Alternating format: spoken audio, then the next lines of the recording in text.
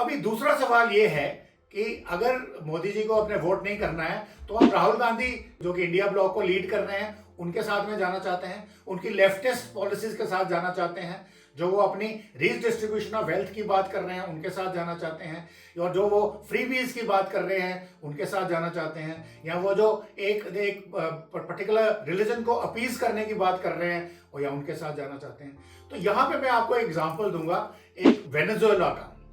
Venezuela एक country है south America में, जो बहुत सारे लोगों को ये पता नहीं है कि वर्ल्ड का लार्जेस्ट ऑयल डिपॉजिट्स किस कंट्री में है, वो है वेनेजुएला के पास है। परंतु अमेरिका ने अपनी कॉन्स्पिरेसी के साथ वेनेजुएला को दबा के रखा हुआ है। परंतु हुआ कैसे? वेनेजुएला एक बहुत ही खुशहाल कंट्री था, एक बहुत ही बीमिंग कंट्री था, तो वहां पे लेफ्टिस्ट सोच वाले जैसे हमारे इंडिया ब्लॉक के लोग हैं, या जो कहते हैं फ्री बीज, फ्री डिस्ट्रीब्यूशन ऑफ वेल्थ वगैरह वगैरह की बात करते हैं, वो वहां पे पावर में लाए गए अमेरिका द्वारा। तो जैसे ही वो वहां पावर में आए तो उन्होंने वैसे ही दुनिया अपनी जनता को प्रलोभन देने शुरू किए, उनको फ्री बीज देनी शुरू की, उनकी एजुकेशन फ्री करी, उनके खाने पीने का सामान फ्री देना शुरू किया और बहुत सारी चीजें फ्री देनी शुरू कर दी। एम्प्लॉयमेंट की जगह पे उनको स्टाइपेंड मिलना शुरू हो गया। इस तरह से करते करते सब पूरी की पूरी जो जनता थी वेनेजुएला की, वो एक किस्म की फ्री बीज की शिकार हो गई। और वहां पे जो जितनी भी उनकी इंडस्ट्रियल प्रोडक्शन थी, जो काम करने की जगह थी, लोगों ने काम करना बंद कर दिया, क्योंकि उनको अब काम करने की जरूरत नहीं थी, क्योंकि कंट्री के पास इतना पैसा था, उन डिस्ट्रीब्यूट होकर उनकी जेब में आ रहा, तो काम क्यों करेंगे। तो पहले उनकी ऑटोमोबाइल इंडस्ट्री ठप हुई, फिर ऐसे करते करते बाकी इंडस्ट्रीज भी ठप होती चली गई। और आज ये हालत ये है वेनेजुएला की कि वहां पे इन्फ्लेशन का कोई हिसाब कंट्रोल ही नहीं है, भुखमरी बहुत ज्यादा है, और इवन सो मच सो कि कहते हैं कि वहां पे फीमेल्स को even they have to sell their body to buy dinner.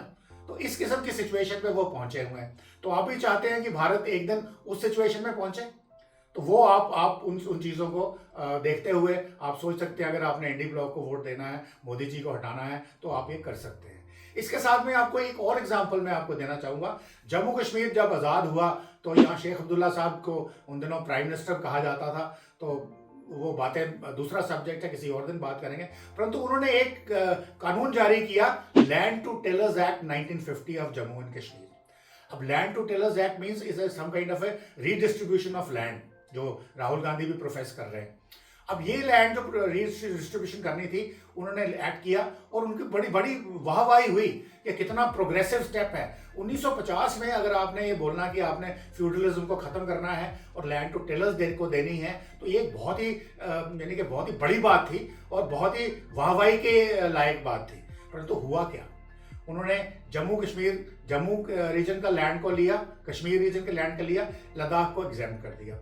अब कश्मीर रीजन में लैंड की क्या सिचुएशन थी कि वो जितने भी लैंडलॉर्ड्स थे वो मोस्टली डोगरास थे या कश्मीरी पंडित थे और बहुत कम मुस्लिम्स थे, परंतु टिलर्स सारे मुस्लिम्स थे। तो उन्होंने हुक्म जारी किया। और उसी तरह जम्मू रीजन में क्या था कि सारे के सारे डोगरास ही थे और टिलर्स जो थे बहुत सारे वो मुस्लिम्स थे।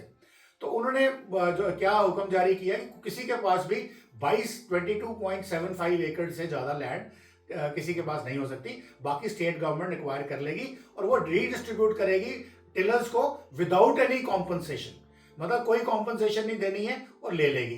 तो इस तरह से कश्मीर में उन्होंने एक और भी ऑर्डर जारी किया इसके साथ साथ में कि ये जो लैंड, अगर वो ऑर्चर्ड्स हैं जो सारे के सारे कश्मीर में थे, यहाँ अगर आपके फोर्डर लैंड्स हैं मोस्टली कश्मीर में थे और यहाँ वेस्ट लैंड हैं, तो ये उनको एग्जेम्प्ट कर दिया जाएगा। अभी ऑर्चर्ड्स के जो मालिक थे वो जो कश्मीर के लोग थे, तो उन्होंने पहले तो उनको एग्जेम्प्ट हो गए। बाकी अगर उनके पास एक्सेस लैंड थी तो उन्होंने अपने भाई बंधुओं को 22-22 एकड़ के नाम से करके बचा ली। परंतु ये चीज जो थी जम्मू में नहीं लागू होने दी गई, क्योंकि उस वक्त जो ब्यूरोक्रेसी थी वो या जो सरकारी तंत्र था वो भी शेख मोहम्मद अब्दुल्ला खुद ही कंट्रोल करते थे। तो उन्होंने क्या किया कि जो जितने भी डोगरास थे उनको सारा को डाइवेस्ट कर दिया उनकी लैंड से। इवन जो सोल्जर्स थे जिनको जागीरें मिली थी लड़ाई लड़ने के लिए फर्स्ट वर्ल्ड वॉर में, सेकेंड वर्ल्ड वॉर में, उनको भी इसमें निस्ता नबूद कर दिया गया। तो उसके बाद जो लोग थे, ब्यूरोक्रेसी थी, उन्होंने करप्शन करके जो इन्फ्लुएंशियल मुस्लिम लोग थे कश्मीर में या इवन जम्मू में भी, उनको भी उन्होंने वो लैंड दे दी करप्शन के तौर पे, रिश्वत लेकर के। उनको अगर कोई लैंड थी, फर्टाइल लैंड थी, उसको वेस्ट लैंड दिखा दिया और उनको दे दी और कन्वर्ट कर दिया और उनको रखने दी। अल्टीमेटली इसका फायदा यह हुआ कुछ कश्मीरियों को, सबको नहीं, जो शेख अब्दुल्ला के अपने क्रोनीज थे, उनके रिश्तेदार थे, उनके दोस्त थे, 20% लोगों को फायदा हुआ। बाकी सब के सब लोग जो थे, चाहे वो कश्मीरी मुस्लिम्स थे या हिंदू मुस्लिम्स थे या हिंदू जम्मू के हिंदूज थे, वो सब के सब लैंड के बगैर रह गए। तो ये एक एग्जाम्पल था एक करप्शन का। सिमिलरली रोशनी एक्ट 2001 में फारूक अब्दुल्ला साहब ने एक्ट प्लान किया, उसमें भी यही किया गया कि जितनी भी ज़मीनें थी लोगों की वो छीन ली गई और वहाँ पे मुस्लिम पॉपुलेशन का कब्जा करा दिया गया। जम्मू रीजन में एक डेमोग्राफिक इन्वेजन क्रिएट करने की कोशिश की गई। तो इस तरह से ये जो आपको मैंने एग्जांपल्स बताए हैं, ये आप डिसाइड करेंगे कि आपकी वेल्थ डिस्ट्रीब्यूशन अगर आप सही कर भी रहे हैं तो क्या वो ब्यूरोक्रेसी में करप्शन फ्री हो सकती है? नहीं हो सकती है। तो अब आप डिसाइड कीजिए कि आपने वोट इंडिया ब्लॉक या राहुल गांधी को देना है या मोदी जी को देना है। तो ये मैं आप क्वेश्चन जो है आपके लिए छोड़ता हूँ, आप इसको एनालाइज करिए और देखिए कि आपको क्या डिसीजन लेना है। राइट डिसीजन लीजिए, इंडिया के फेवर में डिसीजन लीजिए, चाहे आदमी कोई भी हो। अगर भारतवर्ष आगे जा रहा है तो उसका आना बहुत जरूरी है। थैंक यू, धन्यवाद, जय हिंद, जय भारत।